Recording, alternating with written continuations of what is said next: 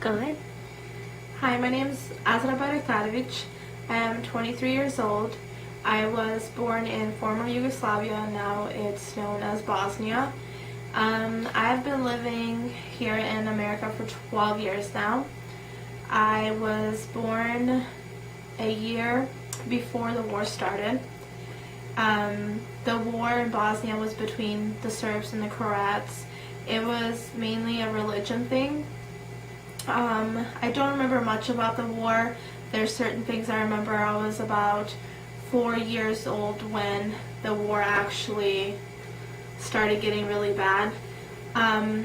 Things that I remember are things like dead bodies. We were running over dead bodies. It was myself, my mom, and my sister. My dad was in the military, so we found out that he passed away. He was one of the main generals. I remember our house burning down, and I also remember living in the forest for about, I want to say a few weeks. I remember eating canned food, but later on found out that it was dog food because that's all my mom could grab at the time when our house got invaded. I don't have baby pictures. The only pictures I have of myself when I was younger probably start at the age of 8 when we moved to Germany. So growing up, when people ask, oh, let me see your baby pictures, I don't have those. It's the one thing that's really sad. My mom told me a lot of stories. She, of course, knows more than I do. My mom had to clean all kinds of stuff. She had to wash uniforms, bloody uniforms. She saw her best friend get raped.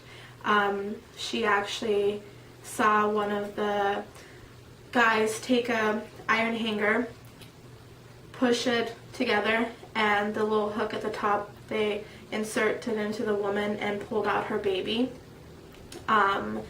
We lived in what we call concentration camps. Basically, we lived in them for a while. They split myself from my mom, and it was me and my sister. They gave us food once a day, which was a piece of bread, and 3 ounces of water, which was dirt water. My mom had to dig her own grave because they were going to kill her. She ended up surviving because they found out that they caught one of the military leaders. The thing with me, my name, my first and last name are 2 different religions, and the Serbs and the Croats kind of had this whole religion thing going on. So no matter where we went for help, they're like, oh, you're Muslim and Catholic. Well, we can't help you. So no matter where we went for help, we got denied. At one point, you finally come across people who do want to help you. My mom came across a lady who decided to help us. She said, we can take you to America. What ended up happening is basically they couldn't get us straight to America, so we moved to Germany. And I remember when we first arrived in Germany, it was so surreal. We went shopping, and I looked at my mom and was like, Mom, what is this? She said, it's a tomato. I'm like, what's a tomato?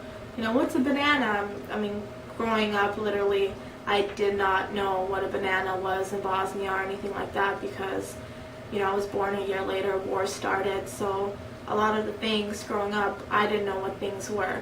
So growing up, I cherished a lot of things that people nowadays don't cherish. I've known Jessica for 8 years now, and anybody that meets me the first time probably thinks I'm crazy or over the top, but the reason why I am the way I am is because I know that today could be my last day. I've seen a lot of things that many people have not seen and should not see. I try to live life. I try to have a smile on my face and be proud of who I am.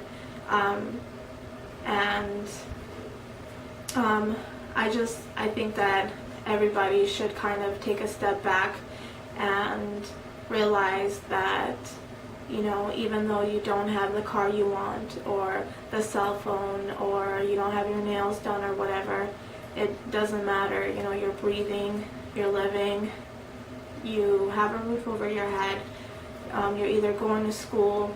You should be proud of what you have, and you should be proud of yourself and who you are.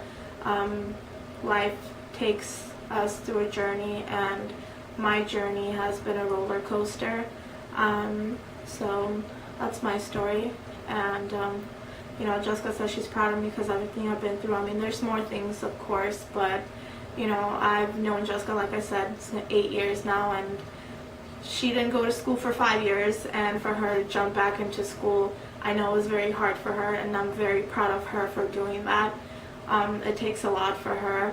She's a wife, and to be a wife, to go to school, to work, and to be who she is, she always puts others before herself. And sometimes I tell her, Jessica, you have to be a little bit selfish. So, you know, she says she's proud of me, but I'm proud of her because it takes a lot to go back into school and follow your dreams. And sometimes we don't know what our dreams are. We think we know, but, you know, I wake up and one day I wanted to be a veterinarian. Then the next day I wanted to walk on the moon, and told my mom, and she told all her friends, I'm going to be an astronaut. And I was like, no, I want to be a florist. So every day we change our mind, but that's who we are, and that's who I am. So thank you for listening to my story.